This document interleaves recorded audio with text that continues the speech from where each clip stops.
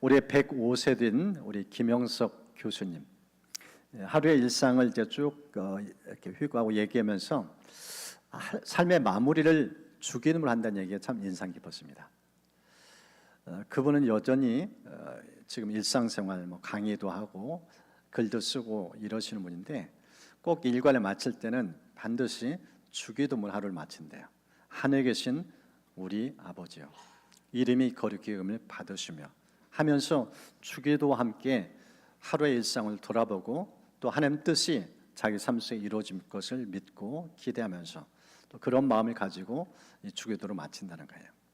여러분, 주기의 능력을 얼마나 깊이 있게 경험하고 있나죠. 보통 보면 우리가 주기도는 어떤 모임이 끝날 때, 그때 이 주기도와 함께 주기도를 활용해요. 개인적으로 주기도의 깊은 맛을 누린 분은 생각보다 드뭅니다. 그 정도로 예수님이 가르친 주기도에서 능력을 우리가 낮게 여기는 그런 성향이 있습니다. 근데 한 분이요, 거의 불치병에 걸려서 병원에 찾아가도 낫질 않아요. 이분은 재력이 대단한 분이고, 미국의 10대 재벌가는 하나라니까 엄청난 재를 갖고 재력도 있는데 건강이 밭을 보나요. 이 병원 저 병 가도 낫질 않아요. 그러던 가운데서 이제 소문을 들은 거예요. 해외에 있는 어떤 한 석학을 찾아갈 것을 말씀해요. 영적인 대가인데 그분 찾아가면 뭔가 묘안이 있을 것 같다. 그분 좀 찾아가라 해서 이분이 그 해외까지 갔어요. 그분을 만나서 대면했는데 이분이 뭐라고 조언을 줬는가? 주기도문 하루에 300번 이상 되뇌면서 그 기도를 드려라. 이게 처방이었어요. 그래서 이제 대가라니까 이제 따라 했죠. 300번 하루에 한 번 해보세요. 쉽지 않죠. 별 효험이 없었어요. 그 다음에 갔더니 이제 600번이에요. 배가 되는 거예요. 계속적으로.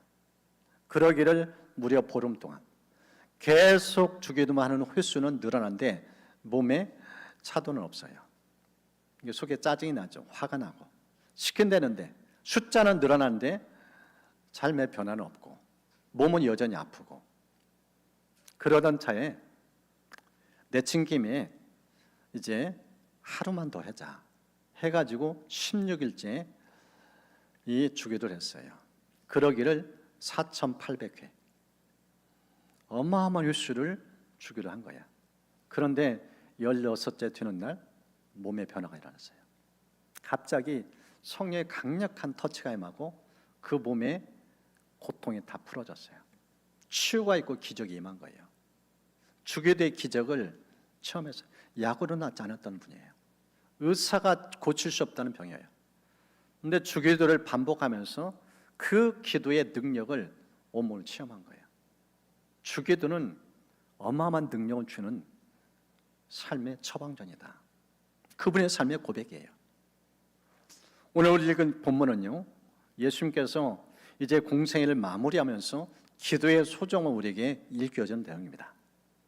이 본문을 보면은 예수님이 어떤 분인지 크게 세 가지 측면 속에서 우리에게 말씀을 들려줘요. 이 본문을 우리 같이 살펴보면서 주님은 어떤 분이신가, 주님 우리에게 요구하는 삶은 무엇인가, 크게 이 세 가지 측면을 좀 함께 나누려고 합니다. 그 첫 번째가요, 예수님은 우리를 위해서 기도하시는 분이라는 거예요. 오늘 본문을 통해서 보여주는 모습은 예수님의 기도 장면이에요. 사복음서 보면 예수님의 기도한 장면이 곳곳에 등장해요. 그런데 이 본문처럼 길게 기도한 내용은 여기밖에 없어요. 엄청난 기도 내용입니다. 대제사장적 중보기도, 그 모습을 이 본문을 보여줘요. 여러분, 사복음서 읽어보면 예수님께서 기도에서 제대로 수없이 강조했어요. 두드리라 열리리라. 이것도 주님이 주신 이 마태복음 7장 속에 나온 말씀이기도 해요. 예수님은요, 공생 시작하면서 금식으로 출발했어요. 40일 동안 금식하셨어요. 그리고 예수님의 인생을 완전히 마무리, 십자가에서 돌아가실 때 기도로 마무리했어요. 기도를 시작해 기도를 마무리했어요. 실제로 주님은 하루 일과 시작할 때도 새벽 기도 출발해요. 새벽 아직 동이 밝기도 전에 새벽 미명에 한적한 곳에서 기도하셨던 예수님이에요. 그리고 어떤 날은 철학 기도를 하셔요. 제자 선발할 때 주님은 첫 뽑은 사람을 아시는데 밤새도 기도한 후에 12명을 뽑아요. 그럴 정도로 예수님은 하나하나 기도로 모든 걸 풀어놨던 그런 분이십니다. 이 기도의 모습은 제자를 향해서 똑같이 나타났어요. 성경을 보면은 이 사복음서에 나타난 제자의 모습은 참 연약해요. 미성숙해요. 그 중에 대표적인 수제였던 시몬 베드로. 그는 천방지축이에요. 들쑥날쑥해요. 어떤 때는 주님 칭찬받고 어떤 때는 주님께 책망받고. 대표적으로 이 마태복음 16절을 보면은 예수님께서 제자에게 질문했었어요. 세상 사람이 나를 누구로 하느냐? 또 너희는 나를 누구로 하냐? 이 두 가지 퀴즈를 했을 때 시몬이 칭찬을 받았어요. 주는 그리스도요 살아계신 하나님의 아들. 그런 분명 신앙 고백하면서 주님으로부터 엄청난 칭찬을 받았어요. 그런데 이 칭찬과 함께 예수님께서 이제 분명 신앙을 하니까 자신이 어떻게 앞으로 인생을 열어갈지, 어떤 미래가 닥칠지 그것을 미리 말씀해 줬어요. 신앙 고백이 이제 분명히 다져졌으니까 이제 이 정도면은 이제 제들 마음을 준비됐겠다 해가지고 말씀했는데 이 시몬이 또 사고를 쳐요. 주님이 하신 말씀, 주님이 두 가지를 얘기했어요. 나는 이제 얼마 안 있으면 너희들 곁을 떠날 거다. 대제사장과 사람들 손에 맡겨져서 나는 엄청난 고통을 받고 십자가 죽을 거다. 그리고 사흘 만에 다시 살 거다. 이 십자가 부활의 도에 대해서 말씀한 거예요. 이 얘기를 듣자 이 시몬이 예수님 붙잡고 항변해요. 꾸짖어요. 책망을 해요. 주님 그러실 수 없죠. 모두 버리고 주님 따르는데 우리는 어쩌라고. 이러면서 주님을 말려요. 그때 예수님께서 이 시몬에게 이런 말씀합니다. 사탄아 내 뒤로 물러가라. 너는 나를 넘어지게 하는 자로다. 네가 하나님의 일을 생각하지 않고 도리어 사람의 일을 생각하는도다. 보십시오. 이 시몬의 모습은 분별력이 없어요. 이 생각이 하나님부터 왔는지 사탄이 주는 것인지 영적인 분별력도 없어요. 그 정도로 미숙했던 사람이에요. 이 모습이 잠깐은 끝나지 않아요. 이제 실제적으로 예수님 제자를 떠날 시간이 임박했어요. 겟세마네 동산에 그 십자가 고통을 당하기 전에 기도하는 상황. 이때 시몬의 영적 상태를 보면서 예수님께서 이런 말씀을 들려줍니다. 시몬아, 시몬아, 보라, 사탄이 너희를 밀가부다 하려고 요구하였으나 그러나 내가 너를 위하여 내 믿음이 떨어지지 않기를 기도했다. 너는 돌이킨 후에 네 형제를 굳게 하라. 이 시몬의 모습은 예수님은 늘 노심초사했어요. 늘 불안해요. 흔들려요. 사탄의 공격을 계속하는데 눈이 안 열렸어요. 그러면서 주님은 늘 깨어서 그를 위해 기도했다고 말씀하세요. 네가 지금 내 곁에 붙어있는 것은 내가 너를 기도했기 때문이야. 내가 기도를 멈춘 순간 너는 이 사탄의 밥이야. 그 얘기를 꺼낸 거예요. 이렇게 정신 차리도록 얘기했는데 시몬은 그때도 못 알아들어요. 그가 어떻게 반응했는지 이 누가복음 22장 33절에 이렇게 기록했어요. 주여 내가 주와 함께 오게도 죽는데도 가기를 각오하였나이다. 목숨 걸고 지키겠다는 거예요. 예수님. 사탄이 공격에 그냥 놀아나고 있는 상황인데 자기 열심으로 자기 의지로 철통막을 하겠다는 거예요. 이때 예수님께서 하신 말씀, 네가 오늘 닭 울기 전에 3번 나를 부인한다. 너는 연약해. 너는 말에 대한 책임도 못 지켜. 나를 보호한다고? 그럴 수 없어. 그러면서 예수님은 계속 기도에 대한 강조를 한 거예요. 이건 시몬에만의 문제는 아니에요. 우리가 지금 이 자리에 예배 드릴 수 있는 거, 우리가 지금껏 신앙을 사는 거, 우리 힘, 우리 의지가 아니에요. 주님의 중보의 덕분이에요. 주님이 깨어서 기도하기 때문에 우리가 살아가고 있는 거예요. 예수님은 공생사를 기도를 시작하고 마무리했을 뿐만 아니라 승천 후에 하늘 우편에 앉으시면서 무슨 일인가 기도를 하고 계세요. 로마서 8장은 이렇게 기록을 해놨습니다. 다시 살아나시는 그리스도 예수시니 그는 하나님 우편에 계신 자요 우리를 위하여 간구하시는 자신이라. 지금도 예수님의 기도는 쉬지 않아요. 이 예수님의 중보기도 때문에 우리가 살아가고 있어요. 우리 의지, 우리 노력, 우리 열심, 그걸로는 턱없이 부족해요. 주님의 기도, 주님의 지금도 쉬지 않고 하는 이 기도가 우리 삶 속에 영향을 미치고 있다는 사실. 로마서 8장은요, 우리에 계신 주님, 그 영으로 함께 하시는 성령님에 대해서 이렇게 말씀합니다. 이와 같이 성령도 우리의 연약함을 도우시느냐. 우리는 마땅히 기도할 바를 알지 못하나 오직 성령이 말할 수 없는 탄식으로 우리를 위하여 중보하신다, 간구하신다. 성령이 하시는 일은 기도하는 거예요. 여러분, 우리 기도 생활 알잖아요. 여러분 기도 생활 잘 하시나요? 진짜 기도가 안 되는 게 우리예요. 어떻게 기도할 줄조차 몰라요. 어려운 일 닥쳐보세요. 기도가 나오나 이 상황에서 어떻게 기도할 줄 알지 못해요. 그런 연약한 우리입니다. 그런 우리에서 대신 기도해 주기 위하여 성령 들어와 계신다고 말씀하고 있어요. 우리 인생은 주님의 기도 덕분이라는 거예요. 오늘 성경 그 메시지를 들려줍니다. 이게 예수님의 첫 번째 모습이에요. 두 번째는요, 하나됨을 원하시는 예수님의 모습이 있어요. 오늘 이 본문을 보면 11절에 예수님의 기도가 이렇게 나옵니다. 거룩하신 아버지요, 내게 주신 아버지의 이름으로 그들을 보존하사 우리와 같이 그들도 하나가 되게 하옵소서. 이제 예수님 얼마 안 있으면 떠나요. 근데 떠나기 직전에 예수님이 드려진 제들령 기도는 무엇인가?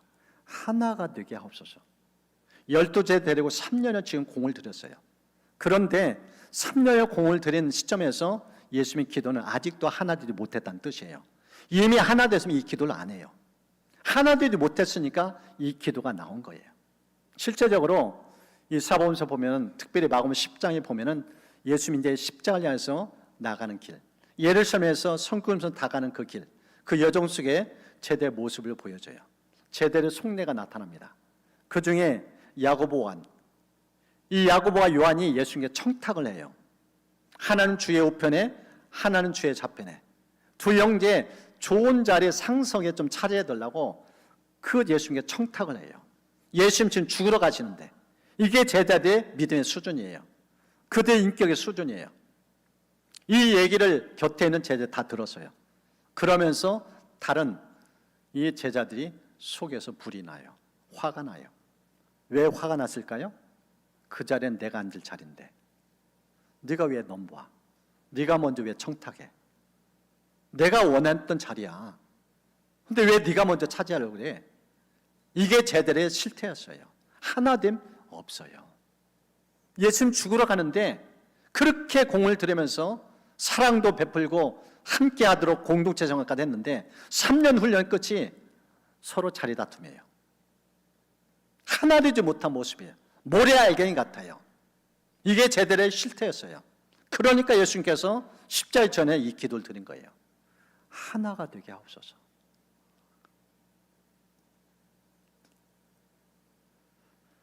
이 하나가 되는 기도는요, 결국 십자가에서 이루어집니다. 에베소 2장을 보면 십자가를 통해 이루신 일을 이렇게 기록을 해놨습니다. 원수된 것을 십자가로 소멸하시고 이 둘을 한 몸으로 만드셔서 하나님과 화해시키셨습니다.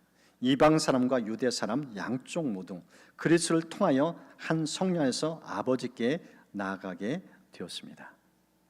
여기 보면 유대인과 이방인을 소개하고 있어요. 인간의 대립, 갈등, 상극의 관계를 유대인과 이방인으로 소개하고 있어요. 여러분, 유대인은요, 특권의식이 강한 민족입니다. 선민의식이 강해요. 하나님이 유대인을 특별히 사랑하셔서 그들에게 할례제도를 주셨고 율법을 주셨다. 다른 민족이 안 줬다. 특권의식이 강해요. 그런 만큼 타민족은 배타성이 강해요. 상종을 안 해요. 민족으로 동족으로 인정을 안 해요. 함께 식사도 않고 교제도 안 해요. 완전히 왕따시켜요. 극과 극의 대립, 이게 이방과 유대인이에요. 그런데 이 막힌 담을 예수님께서 십자에서 자기 몸을 찢으셔서 화해길, 화평일을 주셨다는 거예요. 하나 되게 하셨다는 거예요. 한 아버지께 나갈 수 있도록, 한 성령 안에서 이 연합의 은총을 주신 십자가 사건을 지금 설명하고 있어요. 예수님이 여기까지 내다보신 거예요. 이 제자의 속내를 보면은 절대 하나 될 수 없어요. 너무너무 이질감을 느껴요. 서로 이기심, 자기가 먼저 높은 자리를 차지하려고. 이게 제자들의 속내였어요. 이 뒷손을 가득한 제자들, 인간의 힘은 안 돼요. 그 십자를 내다보면서 하나님의 기도를 드린 것을 보여줍니다. 이 빌립보서 2장을 보면은 예수 믿고 거듭난 성도들, 그들이 십자가 은혜를 잊고 교회 내 분쟁이 일어나요. 서로 갈등하고 대립이 일어나요. 하나 되지 못해요. 그래서 사도 바울이 이 십자가 정신을 강조하기 위해서 편지를 써서 보냅니다. 이 빌립보서 2장에 이렇게 출발합니다. 그리스도를 믿는 것이 여러분에게 힘이 되고 있으니까, 그리스도 사랑으로 위로를 받고 있습니까? 성령 안에서 서로 교제하며 친절과 동정을 베풀고 있습니까? 그렇다면 서로 한 마음으로 사랑을 나누고 한 뜻으로 하나가 되십시오. 진짜 그리스도 안에 성령 안에서 하나됨을 제대로 누리고 있는가? 그걸 지금 체크하고 있어요. 그러면서 이렇게 말씀합니다. 무슨 일을 할 때 이기적이나 교만한 마음을 갖지 말고 겸손한 마음으로 나보다 다른 사람을 더 존중해 주십시오. 한 마음 한 뜻, 이것을 겸손한 마음으로 표현했어요. 근데 이 마음은 어디서 나오는가? 십자에서 흘러나온다는 거예요. 그래서 그가 연이어서 이렇게 말씀합니다. 그분은 하늘과 똑같이 높은 분이셨지만 결코 높은 자리에 있기를 원하지 않으셨습니다. 오히려 높은 자리를 버리시고 낮은 곳으로 임하셨습니다. 사람의 모습으로 이 땅에 오시고 종과 같이 겸손한 모습을 취하셨습니다. 이 땅에 계신 동안 스스로 낮은 자가 되시며 하나님께 순종하셨습니다. 예수님은 목숨을 버려 십자가에 달려 돌아가시까지 하나님의 말씀을 따랐습니다. 십자가 정신은 자리에서 내려놓은 거예요. 창조주인데 피조물이 됐어요. 어디까지 내려는가? 죽음까지. 자기를 완전히 비우신 거예요. 이 마음을 품을 것을 말씀하고 있어요. 이 교회 안에 십자가 정신이 없는 거예요. 이기심, 지려는 마음이 없어요. 남을 존중하는 마음이 없어요. 십자가 정신이 사라졌다는 거예요. 그래서 너희 안에 이 마음 품으라고 이 십자가 정신을 말씀을 한 겁니다. 6.25 전쟁의 반반 때 저 북에 있는 한 가정이 이제 공산 치하로 넘어가는 북한을 보면서 거기를 등지고 이 남한으로 피난 왔어요.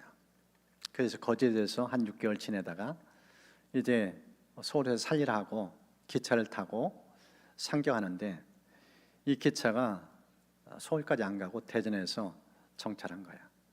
그래서 이제 대전 내려서 이제 거기서 인생을 살리라 하고 내려온 거예요. 그런데 아는 사람이 없어요.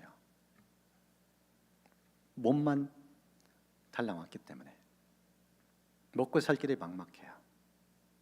그래서 구호견 찾아가서 밀가루 2포대 받아서 그걸로 반죽해가지고 음식 만들고 남은 음식 가지고 빵을 만들어서 대전역 앞에 나가서 빵을 팔기 시작했어요. 그리고 하나의 은총 가운데서 이 빵을 만드는 것이 점점 잘 되어서 사람들에게 입소문 나기 시작했어요. 그런데 이 빵가게를 운영하면서 이분이 정신이 참 귀해요. 어떤 마음을 품었는가? 예수님의 마음으로 빵을 만들고 빵을 판다. 예수님의 마음으로 빵을 만들고 빵을 판다. 이 마음을 담아서 이 가게 이름을 성심당. 아마 대전 분들은 잘 알 거예요. 대전 유명한 빵집입니다. 이 성심당은 이북 사람이 만든 빵집이에요. 먹고 살 길이 막막하고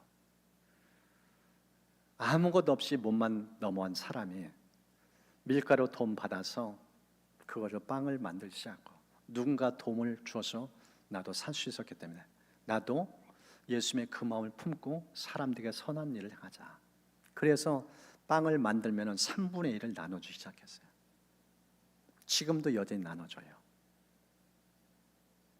한 해 매출이 630억, 직원이 698명. 자기 혼자 먹고 살기 힘든데 십자가 정신으로 나눠주면서 함께 사는 거예요. 상생하는 거예요. 700명 가까운 사람에게 일자리를 창출해줘요. 예수님의 마음 푸니까 자기를 살지 않고 함께 살려고 십자가 정신을 사니까 대전에서 가장 유명한 맛집으로. 이게 십자가 정신입니다. 십자가는 나도 살고 너도 사는 거예요. 나를 포기할 때 함께 사는 거예요. 그 정신을 담아서 예수님께서 지금 하신 말씀이 하나 되게 하옵소서. 하나 되게 예수님 자기 생명을 바친 거예요. 완전히 자기를 비운 거예요. 그 삶 속에 인류가 산 겁니다. 이 정신을 잊지 말라. 이 기도를 예수님께 드린 것을 지금 보여줍니다. 하나님께서 저 어려운 10년 가운데서도 날마다 이 십자가 정신을 사는 은총을 축복합니다. 이 땅 곳곳은 화해보다는, 하나됨보다는, 연합보다는 갈등, 분쟁이 끊이잖아요. 거기에 필요한 사람은 십자가 정신이에요. 자기를 비우고 철저히 낮아지고 예수님의 마음을 품을 때 화해가 일어나고 연합이 일어나고 서로가 사는 그런 역사입니다. 하나님께서 우리를 그런 사람들로 들어서기를 축복합니다. 이 본문 때 보여주는 세 번째 모습, 예수님은 거룩함을 원하신다는 거예요. 여러분 본문의 17절 보십시오. 우리 17절 말씀 좀 같이 읽겠습니다. 그들을 진리로 거룩하게 하옵소서. 아버지의 말씀은 진리니이다. 지금 예수님께서 두 번째 드린 기도는요, 거룩함이에요. 여러분 하나님은 거룩하신 분이에요. 내가 거룩하니 너희도 거룩하라. 그러면서 제자를 위해서 주님께서 드려진 기도는 거룩하게 하옵소서. 근데 거룩함을 어떻게 하는가? 오늘 첫 번째 예수님께서 보여주는 내용은 진리로, 아버지의 말씀, 하나님의 말씀으로 거룩하게 함으로 그런 메시지를 들려줍니다. 거룩함의 이런 길은 첫 번째가 말씀이라는 거예요. 말씀을 가까이면 우리가 거룩해진다고 말씀하셨어요. 시편 119편은 하나님의 말씀에 대해서 아주 길게 176절에 걸치는 아주 길고 긴 말씀에 담겨져 있어요. 그런데 이 119편 가운데 청년에서 들려준 말씀이었어요. 젊은이가 어떻게 해야 그 인생을 깨끗하게 살 수 있겠습니까? 주님의 말씀은 지키는 길, 그 길뿐입니다. 여러분 청년기는 유혹이 많아요. 세상 유혹 많아요. 그래서 죄에 쉽게 무너지는 게 청년기예요. 어떻게 거룩하게 살 수 있는가? 청년기에 세상 유혹 어떻게 극복할 수 있는가? 거룩한 말씀, 하나님의 말씀을 가까이면 그 말씀 우리를 보호한다고 그렇게 강조하고 있습니다.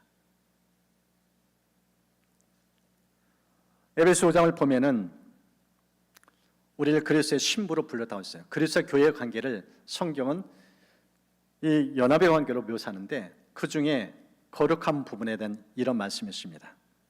그리스도께서 그렇게 하신 것은 교회를 물로 씻고 말씀으로 깨끗하게 해서 거룩하게 하시는 것이며 티나 주름이나 또 그와 같은 것들이 없이 아름다운 모습으로 교회를 자기 앞에 내세우시는 것이며 교회를 거룩하고 흠이 없게 하시려는 것입니다.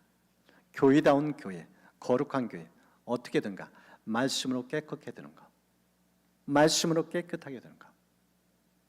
우리가 교회에서 왜 이렇게 말씀을 강조하는가?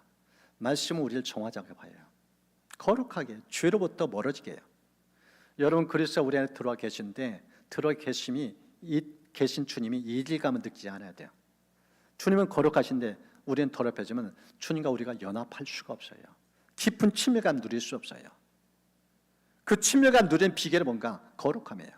말씀을 정결케 하면은 우리 안에 계신 주님과 교통이 이루어져요. 교제가 깊어져요. 친밀감이 더해져요. 그 말씀을 지금 들려주는 겁니다.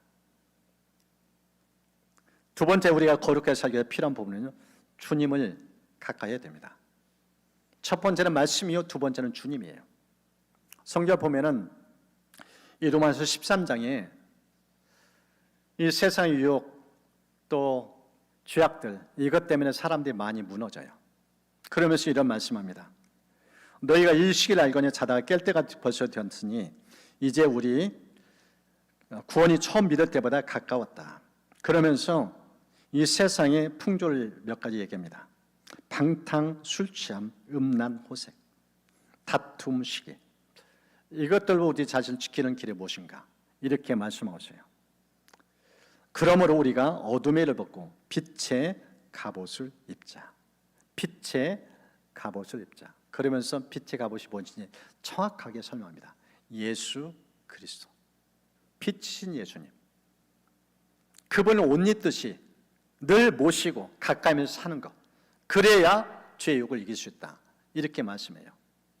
데살로니가전서 5장에도 보면은 이제 주님의 재림의 때가 되면은 임박하면은 점점 세상은 죄악으로 가득한다고 말씀하세요. 그때 예수면 우리는 빛의 자니까 늘 깨어있을 걸 말씀해요. 근데 어떻게 깨어있는가? 성경에 이렇게 기록해놨습니다. 예수께서 우리를 주고사 우리로 하여금 깨어있든지 자든지 자기와 함께 살게 하려 하셨다. 잠을 자든지 깨어있든지 항상 예수. 늘 우리 안에 주님이 계시니까 주님 의식하라는 거예요. 한 가정에서 가장이 예수 믿는다하지만은 자식들에게 본이 되지 못했어요. 그래서 쉽게 죄에 무너지고 부끄러운 모습을 많이 살았어요. 그러다가 이래서는 안 된다. 저 말씀 앞에 결단을 해요. 그러면서 자식들과 함께 한 가지 실천상을 합니다. 이름하여 1분 게임. 매 1분마다 예수님 생각하기. 1분마다 예수님 생각하는 거예요. 그동안 예수님 생각하지 않았어요.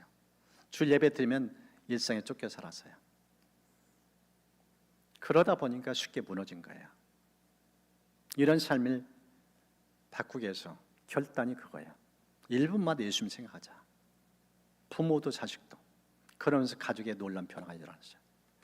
예수는 계속 의식하는 마음이 생겨요. 그러니까 죄가 끊어져요. 그렇게 안 되던 죄 습관이 끊어져 버려요. 빛인 주님 앞에 살으니까, 늘 예수님 생각하니까, 주님을 의식되니까 주님을 자기 삶의 현장에 그냥 이렇게 보고 있는 것처럼 그런 느낌이 든 거예요. 그러니까 죄가 싫어져요. 미워져요. 죄를 가까이 하질 않아요. 거룩 그 자체가 이루어진 거예요. 부모도 자식도 가정에 하나님의 거룩이 임하는 거죠. 예수님을 중심에 모시니까 그런 삶의 변화를 맛본 겁니다. 세 번째가요, 우리가 어떻게 거룩해 졌는가? 예배입니다. 예배를 가까이 하면 거룩해져요. 거룩하신 하나님 예배를 통해 우리를 만나주니까. 이 창세기 34장을 보면은 야곱 가정이 완전히 쑥대밭대요. 완전히 세상에 함몰당해요. 이 34장 내용을 보면은 이 집안에 외동딸이었던 디나, 남자들 사이에서 있다 보니까 외로워요. 그러다가 셈 땅에 이제 정착하는데 거기에서 이 동네 여인들을 만나러 가요. 그런데 만나러 갔는데 한 남자가 몸을 망쳐요. 몸이 더럽혀져요. 그러면서 이 오빠들이 속에서 불이 나요. 그 분을 삭히지 못해서 그 동네 남자를 다 죽여요. 끔찍한 살인극이 일어나요. 그 광경 앞에 이 가장인 야곱은 두려워 떨어요. 우리 가족 다 죽는다. 이건 수습할 길이 없다. 한두 명 죽인 게 아니에요. 모든 남자 다 죽였어요. 주변 동네 사람 들고 일어날 거다. 우리는 다 죽는다. 이런 상황 속에서 하나님께서 이 가정 어떻게 회복하신가? 창세기 35장 1절입니다. 하나님이 야곱에게 이르시되 1절 말씀. 일어나 베델로 올라가서 거기 거주하며 내가 내 형 에서의 낯을 피하여 도망하던 때에 너에게 나타났던 하나님께 거기서 제단을 쌓아라. 왜 야곱 가정이 무너졌는가? 예배를 소홀히 했어요. 하나님을 경외하기를 소홀히 했어요.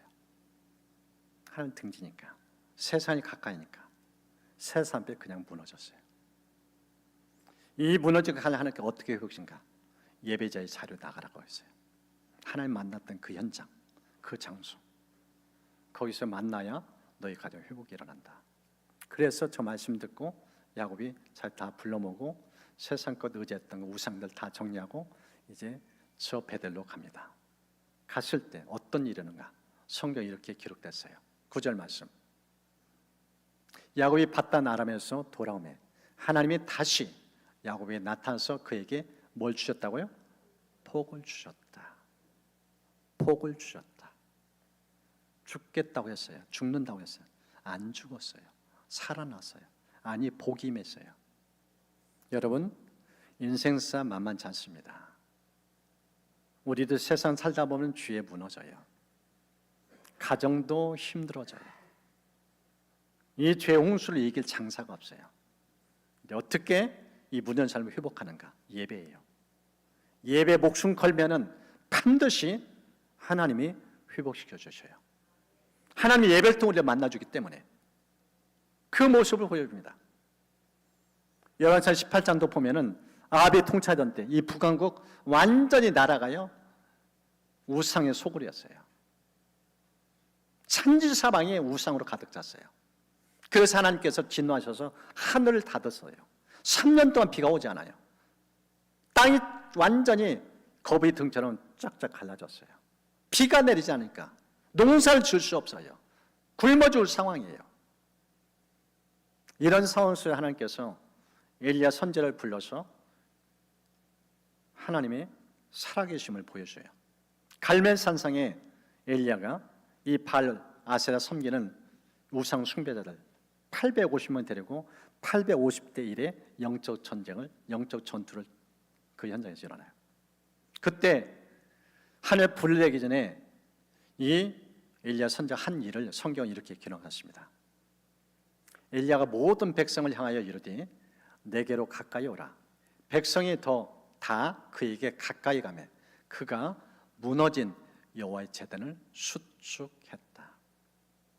불이 임하기 전에 한 일은 제단 쌓는 거였어요. 예배가 사라졌어요. 예배를 드릴 줄 몰라요. 우상 숭배자 되니까 다 무너졌어요. 이 무너진 예배 제단 누가 쌓았는가? 엘리야예요. 하나님의 사람, 그 사람이 이 무너져 수축하면서 불이 임한 거예요. 불은 하나님의 현원이에요. 하나님의 임재예요. 하나님이 예배를 통해서 임하신다는 거예요. 그래서 우리의 삶에 무너진 건 회복하는 것은 예배예요. 예배 목숨 걸면 반드시 하나님께서 우리 삶 속에 역사하십니다. 여러분 예배가는 그런 주님을 누리시길 축복합니다. 살아계신 주님, 놀라운 영광을 체험해요. 지난 주간에 우리 새가족 동네였던 우리 집사님 가정 이렇게 신방하면서 참 제가 은혜를 받았어요. 하나님께서 이 가정에서 어떻게 일하셨는데, 특별히 자녀를 양하면서 어려움이 있었는데 그 어린 나이에 이 주사에 대한 부작용으로 힘들었는데 엄마가 그 아이를 끌어안고 병원에 갈 수도 있는데 병원에 언제든 오라고 했는데 엄마가 아이를 어떻게 고쳤는가? 그 아픈 아이를 데리고 예배를 드렸어요. 찬양하고 말씀 보고 기도하고 예배하는데 하나님이 기적이 임한 거예요. 치료해 준 거예요. 그 생생 간증을 들렸는데 얼마나 감격스러운지, 얼마나 감동이 드는지, 예배의 능력이 있음을 너무너무 절실히 체험한 거예요. 여러분 삶에 그런 기적을 축복합니다. 세상 안 돼도 불가능해도 기적이 임하는 것은 예배예요. 예배 목숨 걸면은 반드시 하나님의 역사가 일어납니다.